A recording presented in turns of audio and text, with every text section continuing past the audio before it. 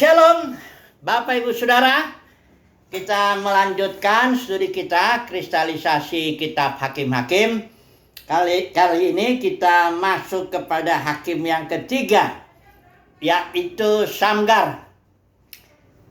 Nah, mari kita baca dulu Hakim-Hakim pasal 3 ayat yang ke-31. Ini hanya satu ayat saja ya, Samgar ini ya. Tapi di dalamnya ada kebenaran yang luar biasa, nanti kita melihat. Samgar ya, sesudah Ehud, maksudnya yang kedua itu hakim, bangkitlah Samgar bin Anak. Ia menewaskan orang Filistin dengan tongkat penghalau lembu. 600 orang banyaknya. Ya, demikianlah ia juga menyelamatkan orang Israel. Ini enggak maksudnya kalau 600 sedikit, yang penting dia kesimpulannya, demikianlah ia juga menyelamatkan orang Israel ya. Jadi kalau penyelamat itu kan kita tahu sopetim, itu artinya hakim. Penyelamat lah ya, pembebas ya. Nah, coba dulu kita melihat ini. Dia hanya punya alat yang namanya tongkat penghalau lembu. Itu kalau orang membajak ya, ini petani dia, ini jelas si Samgar ini petani, karena dia itu alat yang dia punya. Itu lembu itu kalau membajak tuh satu alur kan mesti lurus dia kan. Nah, kadang-kadang lembu itu suka menyimpang, itu dipukul itu lembu supaya dia lurus kembali di satu jalan, itu dibajak di bawah, di belakangnya kan ada bajaknya itu kan. Nah, jadi Samgar ini ya kerjanya itu sebagai petani. Dia cuma punya alat ya, dia bukan tentara yang bukan tentara yang profesional, dalam arti di zaman itu ya dia punya pedang, barangkali ada perisai, barangkali ada ketopongnya juga barangkali dan sebagainya, sendalnya, kasutnya. Ini enggak, dia hanya seorang, katakanlah kalau sekarang ini orang awam lah ya, hanya petani aja ya. Tapi dia dipakai Tuhan tongkat penghalau lembunya itu, pukul orang Filistin 600 orang banyaknya. Ini saudaraku luar biasa ya. Kalau dia bisa pukul dalam pertarungan itu 600 orang hanya dengan modal kayu aja begini. Apa ini maksudnya ini? Ya. Nah, sekarang kita mau melihat saudaraku ya, bahwa pembebas penyelamat di hakim-hakim ini rata-rata senjatanya tuh agak aneh-aneh ya. Agak aneh-aneh. Ya ada yang senjatanya pedang, ada ya. Tapi misalnya Gideon itu cuman senjatanya, kalau nanti kita lihat itu apa, buyung sangkakala itu ya, obor ya. Dan juga barangkali Simpson, kalau Simpson nggak pakai apa-apa. Kadang-kadang pakai rahang keledai itu kan mukul orang atau apa. Pedangnya yang aneh-aneh lah ya alatnya itu ya. Jadi bukan, saya mau bilang ya, bukan profesional lah istilahnya ya, senjatanya ya. Kayak Daud waktu itu melawan Goliat ya. Waktu itu tentara Filistin kan, orang Filistin itu ya, Goliat itu ya. Itu kan tentara Saul semuanya profesional. Semua dipersenjatai ya dengan pedang, ada perisai, ada apa namanya ini ya, perisai, ada ketopong, ada pakaiannya. Nah, sementara Daud datang, dia nggak punya apa-apa, dia pakai ketapel itu apa, jepretan apa ya, ketapel, bawa beli batu itu di ketapel begitu. Dan waktu itu si Daud disuruh coba, udah pakai ini aja kata Saul. Dicoba sama Daud nggak cocok, dia nggak bisa jalan dengan peralatan profesional, kira-kira begitu ya, nggak bisa dia, karena Tuhan nggak mau pakai yang begitu. Ya ini tentara Saul biarpun profesional kelihatannya hebat, takut dia sama Goliat. Dia kelihatannya dia pakai topong itu ya, dia pakai apa lagi, pedang, pakai apa semuanya, perisai itu, tapi tak gemetar lawan Goliat. Kalau Daud enggak, dia dengan apa adanya dia bisa itu. Nah, apa aplikasinya ini ya? Nah, ini kita langsung masuk aja ke dalam aplikasi ya. Apa artinya atau pesan apa yang mau Tuhan sampaikan melalui tongkat penghalau lembunya si Samgar ini? Pesannya begini. Saudara tahu kekristenan sudah jatuh. jatuhnya itu kekristenan menjadi orang yang melayani dalam dunia kekristenan itu dituntut profesionalisme. Artinya gini, pendeta atau apa itu namanya udah menjadi suatu profesi, katakan begitu ya. Dulu di zaman gereja masih sebagai organisasi, masih sebagai organisme, ya. Paulus, Petrus, itu rasul-rasul semuanya itu tidak ada yang profesional di zaman itu. Malah yang profesional dikeluarin dari situ. Contohnya Paulus, itu tadinya dia profesional dalam arti dia sekolah dengan guru Gamaliel dalam suatu sekolah kerabian itu, ya. Oh, itu orang-orang yang spesial itu, ya. Karena dulu di situ di zaman Yesus itu Sanhedrin, ya, dengan organisasi yang rapi, dengan baik cucinya, dengan ritualnya, semuanya itu sangat profesional. Nah, Saulus itu termasuk salah satu dari itu orang profesional itu yang di zaman itu. Ketika dia mau dipanggil Roh Kudus, dia ditabut dari situ. Kau keluar dari situ, kusekolahkan kau di padang gurun di Arab 3 tahun. Makanya Paulus bilang, aku nggak ada seorang pun mengajari aku tentang Injil. Aku dengar sendiri dari Tuhan, ya.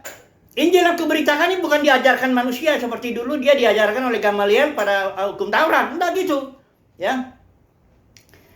Jadi jadi saya mau bilang beginilah, ada 2 jenis pelayanan yang saya udah pernah bikin videonya itu berseri malah itu. Ada pelayanan di luar perkemahan. Yang dalam perkemahan ini adalah profesional. Di tiap zaman itu ada. Misalnya zaman Saul tadi saya bilang, ya. Yang Saul dan semua tentaranya itu semua profesional itu.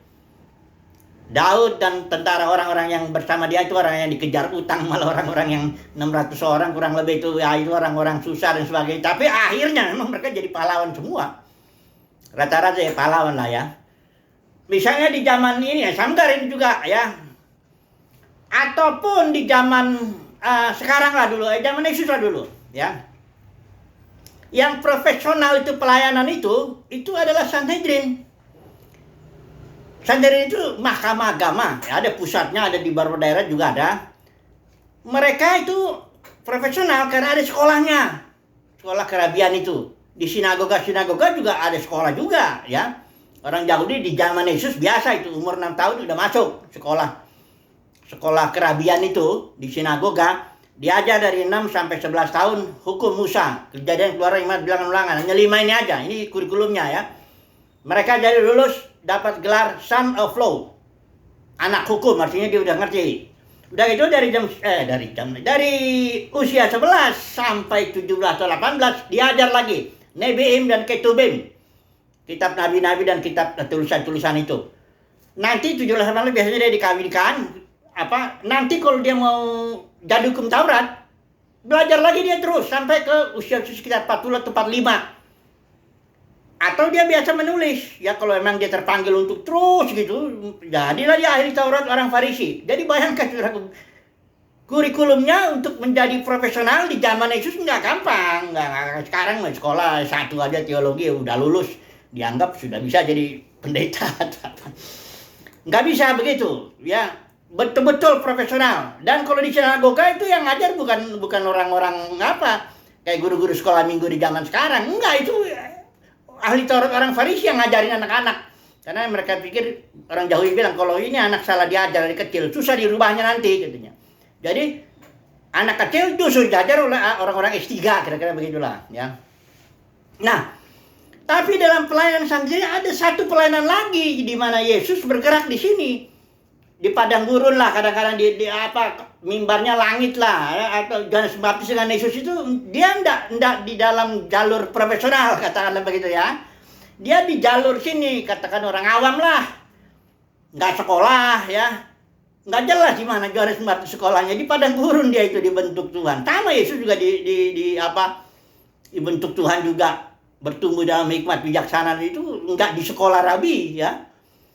Nah, ada 2 pelayanan yang saudara kalau bisa melihat ini bahwa keduanya ini tidak damai, tidak akur. Ini biasanya yang profesional itu benci sama yang ini. Kayak Saul itu kejar-kejar Daud. Di sini pengurapan lebih bagus. Di sini ada pekerjaan Tuhan, tapi mengarah kepada kelaparan rohani kalau saya bilang itu. Nanti saya mau nulis itu. Jadi kalau di dalam dunia kekristenan saat ini, ya ini saya masuk dulu kalau saudara mau melayani secara profesional gitulah ya. Oh, saya terpanggil untuk melayani Tuhan, misalnya ya. Maksud saudara itu maksudnya profesional, engkau mesti sekolah S1 teologi atau mau ngajar di SCT lah. Ya, terpanggil mengajar sekolah tinggi teologi, ya mesti S1, S2, harus linear gitu, STH, MTH begitu ya, kalau mau sampai DTH gitu semuanya kan. Baru kau bisa ngajar. Kau nggak bisa kalau misalnya, oh saya terpanggil melayani Tuhan, saya ngerti kok Alkitab, saya cinta Tuhan kok, saya ada pengurapan kok, boleh nggak saya ngajar di SCT ini? Nanti dia, orang itu ya, kamu ini apa? Mana dia ijazahmu? Nah gitu, itu profesional. Tapi sudah tahu ya, saya mau kasih tahu nih. Pekerjaan Tuhan yang utama dalam setiap zaman bukan dalam jalur profesional itu, bukan. Itu jalur yang makin lama makin busuk. Struktur yang makin lama makin merosot. Di sini memang ada uang, ada jabatan, ada meja jebel, ada apa, itu ada. Tapi dia membusuk dan akan terjadi kelaparan firman Tuhan yang segar maksudnya. Selalu saya lihat pewahyuan firman Tuhan tidak pernah datang ke dalam struktur yang sudah kaku, tidak pernah. Selalu di luar itu, ya, tidak bisa. Kirbat yang anggur yang baru mesti dalam kirbat yang baru.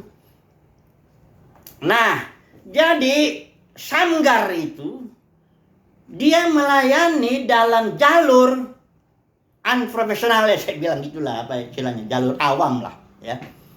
Kalau yang sekarang kalau saya terapkan ke sekarang ini, sambar yang di zaman ini dalam kekristenan ini biasanya orang-orang sederhana. Barangkali dia ya orang-orang yang biasa lah, nggak punya sekolahnya, yang nggak ada sekolah teologinya atau apa. Tapi dia seorang yang dijamah Tuhan, mengalami pewahyuan, pengurapan di dalam batinnya. Walaupun barangkali dia nggak bisa menjelaskan Alkitab itu secara sistematis. Barangkali ya bingung juga teologi sistematik itu apa, dia nggak tahu dia. Tapi real dia umat pilihan Tuhan yang berada di jalur ini apa, unprofesional lah. Saya bilang jalur apa ini? Pokoknya satu jalur lagi lah. Ya sudah tahu ya. Dalam dunia kekristenan ada dua jenis pelayanan. Bukan Tuhan tidak bekerja di dalam jalur profesional ini, bukan begitu. Tapi karena di sini udah dicemari. Jalur profesional itu sangat-sangat dicemari. Ajaran Jebel, Bileam, Nikolaus. Uang, jabatan, oh kalau dalam jalur ini biasa itu, sikut menyikut. Ya, bukan hanya sikut menyikut. Bisa juga bunuh juga ada. Nggak usah saya sebut lah, di Indonesia ini kok. Ya, kalau soal merampas duit, korupsi atau apa, itu biasa itu. Namanya juga di jalur gini. Jalur uang dan jabatan bermain di situ, ya. Kau curi dombaku ya, kau beli cuma main apa lah, main sikat aja, ya. Aduh, ngeri lah kalau saya soalnya pernah di dua jalur ini. Jadi saya tahu, saya pernah melayani begini. Di sini saya menjadi penginjil jalanan dulu waktu muda ya, karena waktu itu di Monas itu boleh orang masuk sembah apa, kita bergerak pemuda. Saya main gitar di bis, ya. Main gitar di bis, saya khotbah di bis itu. Tapi kalau kami naik biasanya 15 atau 20 orang gitu, supaya kami agak mayoritas. Jangan tiba-tiba saya ditonjok di situ.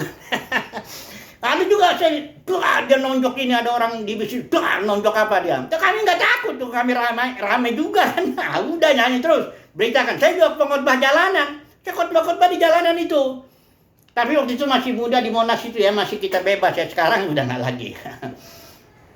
Tapi intinya saya mengalami untuk melayani di jalur ini, saudara mesti punya semangat, mesti punya spirit yang membara. Engkau harus cinta Tuhan, engkau nggak boleh cinta duit. Di sini mana ada duit, orang kita naik bis juga bayar, nggak ada yang mau ngasih. Kita berkorban, kita melayani betul-betul ya. Dengan urapan, dengan semangat. Saya pernah masuk ke tempat lapo tuak tuh, kalau orang Batak kumpul-kumpul tuh, orang Batak apa minum di situ, minum tuak. Kami datang langsung bagikan kertas-kertas khotbah saya di situ. Ya, tantang langsung orang, terima Yesus. Kau mau memuliakan Yesus, mau mati kau, masuk neraka. Wah ya banyak. Bertobat dia di situ. Nah, kayak begitulah dulu pelayanan saya di jalur ini. Kemudian, akhirnya Setelah makin apa? Ya juga ya, harus juga di sini nih. Nah, udah mulai. Saya ditabiskan juga jadi pendeta di sini dulu di tahun 1990 itu. Pentecostal Holiness Church. PHC, saya di sekolahin juga 3 bulan. Nanti saya dikasih sertifikat. Engkau boleh mengadakan sakramen. Ya perjamuan kudus atau dengan sertifikat itu. Udah gitu saya di sini juga ngajar sekolah teologi juga. Makin profesional saya. S1, S2 saya ambil teologi mesti begitu kan, linear kan gitu kan. Udah gitu jadi penatua juga, pendeta. Ya mesti ditabiskan. Ya, profesional lah saya di sini. Bukan berarti Tuhan nggak bekerja. Tapi oleh anugerah Tuhan sekarang saya melihat, panggilan saya tuh enggak di sini. Kalau artinya gini. Ini yang di Filipi itu high calling in God, itu artinya panggilan tertinggi itu di sini, saudara. Bukan yang dalam keprofesional. Kok jangan bangga lah ya kalau engkau melayani dalam keprofesionalan, ya. Jangan bangga lah. Itu pekerjaan Tuhan yang bahkan akan merosot itu. Struktur itu akan makin kaku, makin keras, makin kering. Nggak akan dapat firman yang baru. Kalau mau cari firman yang baru di sini. Ini makanan di luar perkemahan, saya sudah sering ngomong itu. Sanggar melayani di jalur ini. Ya, dan rata-rata hakim-hakim ini semuanya juga melayani di jalur yang ini, termasuk Yesus, Yohanes Baptis, rasul-rasul itu juga itu Sanhedrin tetap mengejar itu, bunuh itu terus. Ya. Jadi dan pelayanan yang di luar sini itu against the tide, melawan arus di zamannya. Kayak Luther itu juga melawan arus tadinya, tapi setelah itu dia menjadi struktur, mengeras dia. Akhirnya dia menganiaya lagi anak baptis. Begitu memang. Jadi ada selalu dua ya. Pesan yang mau Tuhan sampaikan di sini itu tergantung panggilan orang lah, kasih karunia lah. Tapi saudara, saya mau beritahu, jangan bangga lah kalau melayani dengan uang dan jabatan di sini. Barangkali kau ketua sinode, barangkali kau pendeta yang profesional, barangkali kau dosen yang disegani, dihormat. Barangkali sekolah teologi itu S1-nya di sana mana ya, kalau sekolah teologi terbagus sih mana sih di dunia ini, S2, S3 di sana, Calvin Institute, entah apalah itu pokoknya. Kau jangan bangga lah, karena pekerjaan di situ Tuhan sedang enggak di situlah pekerjaan Tuhan yang utama. Dalam tiap zaman Tuhan punya pekerjaannya yang baru, yang segar, pewahyuan yang baru, makanan yang baru, segar. Kodenya saudara nggak akan mati kelaparan. Saya mendapat pewahyuan firman Tuhan bukan karena saya sebagai seorang profesional, buku-buku yang saya kalau buku-buku profesional ini ya itu aja. Saya mesti kasih tahu, saya nggak ngejelekin, enggak, memang kenyataannya begitu, ya. Tapi kalau saudara mau pewahyuan yang baru, mau suatu makanan segar, mau firman Tuhan, engkau cinta Tuhan, engkau rindu pewahyuan firman Tuhan, engkau mesti keluar dari sistem ini. Kalau tidak, engkau akan terus mati kelaparan lama-lama di sini. Ada orang 10 tahun, 20 tahun, 30 tahun, itu terus pengetahuannya. Nggak tambah-tambah. Ya, pewahyuannya itu aja ngomongin. Yang udah berabad-abad, teologi berabad-abad sana itu. Ya, saya sekali lagi nggak jelekin lah. Tapi ini semua kasih karunia Tuhan kok. Kalau saudara merasa nyaman di sini, sebagai seorang profesional, pendeta profesional, dosen profesional, ketua sinode profesional, engkau bangga di sini, yang nyaman di sini, ya sudahlah. Itulah panggilanmu, tapi mesti saya tahu bahwa itu bukan pekerjaan Tuhan yang utama di situ. Itu hanya orang-orang yang dipanggil aja.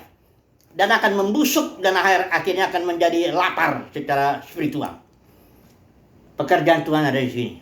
Garis yang lain. Orang-orang yang gak nyaman dengan situasi yang di sini tuh. Ya, nggak nyaman dengan walaupun di sini dia digaji, barangkali ada jabatan, barangkali ada, dia nggak nyaman di situ. Dia memang punya hati yang khusus bergerak di sini. Memang di sini dihina barangkali ya against, melawan arus lah.